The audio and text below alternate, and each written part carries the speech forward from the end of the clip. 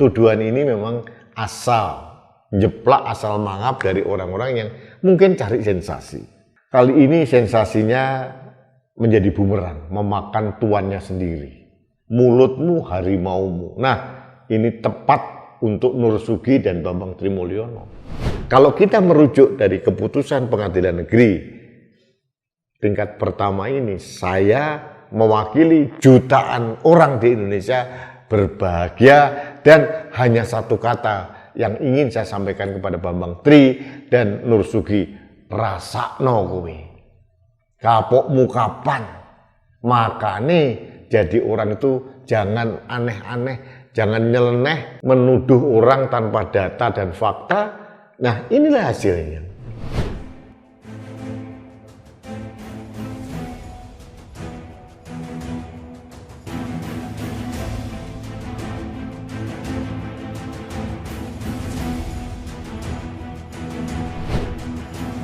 Halo sahabat Indonesia, kita bertemu kembali dalam Opini Rudy.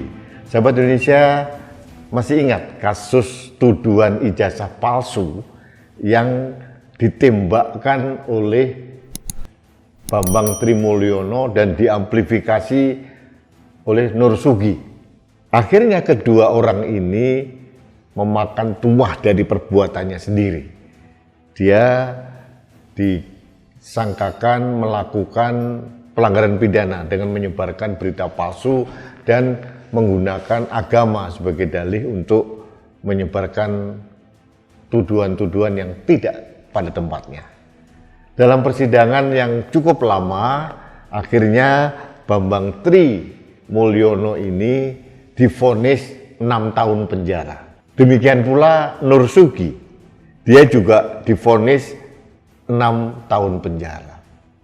Saya jadi ingat ancaman kelompok-kelompok pendukung Bambang Tri dan Nursugi ini. Katanya kalau Nursugi dan Bambang Trimulyono tidak dibebaskan, mereka akan membuat langkah-langkah impeachment kepada presiden, melakukan demo besar-besaran. Kalau tidak salah waktu itu ada Mas Egy Sujana, tapi yang berbicara bukan Pak Egy Sujana, ada beberapa orang yang lain. Nah, ini jujur saja membuat saya gembira.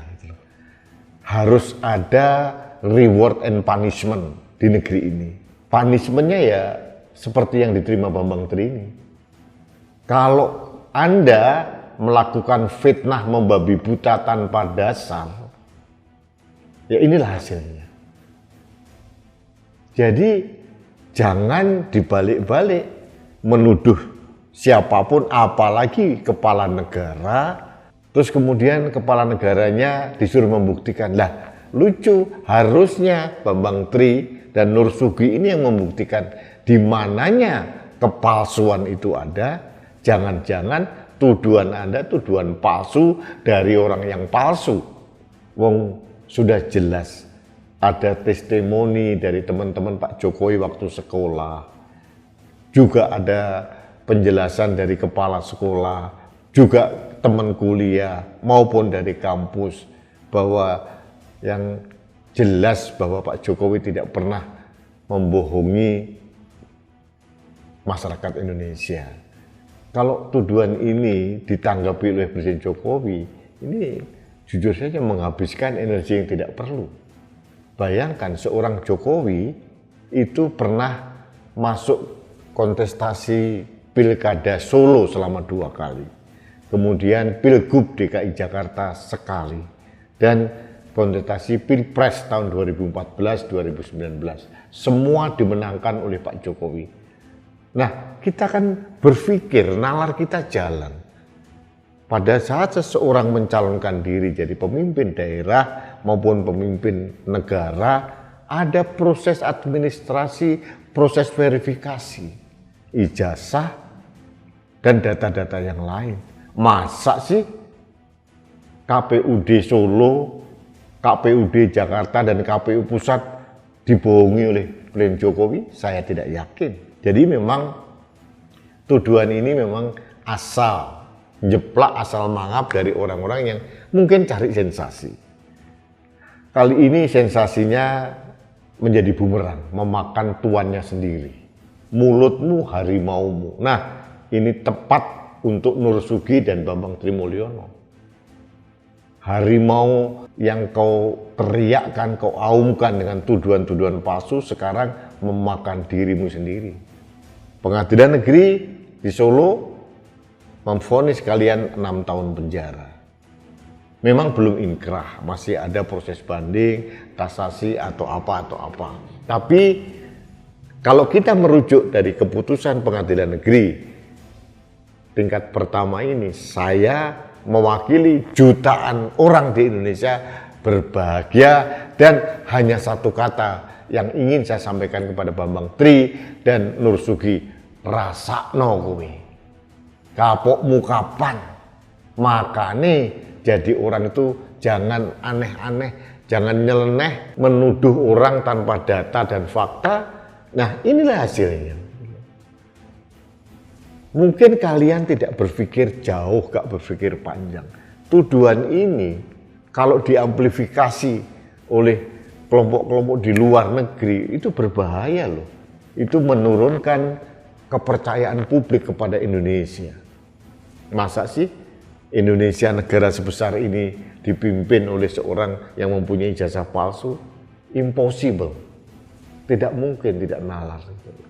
Jadi saya kali ini berbahagia bahwa orang yang selayaknya dihukum akhirnya dihukum juga. Ini juga menjadi bahan pembelajaran bagi siapapun. Kalau melakukan tuduhan-tuduhan harus dengan fakta. Jangan asal menuduh, hanya cari sensasi, dan akhirnya kalian dijebloskan juga di penjara. Kali ini kalian tidak bisa menembak lagi Pak Jokowi karena ruang pengadilan itu adalah ranah yudikatif.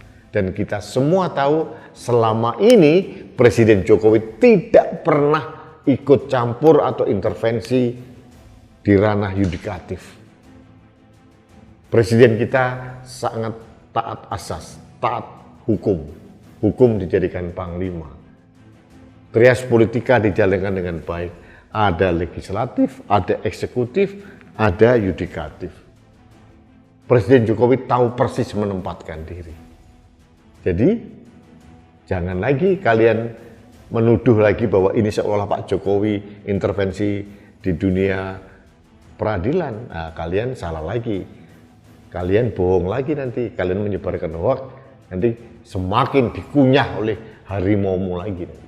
Jadi baiklah sahabat Indonesia, kita doakan saja Bambang Trimulyono, Nur Sugi di penjara merenung, introspeksi diri, mawas diri, dan insya Allah nanti setelah keluar dari penjara menjadi insan Indonesia yang lebih baik lagi. Menjaga Indonesia itu harus dilakukan dengan cara yang indah.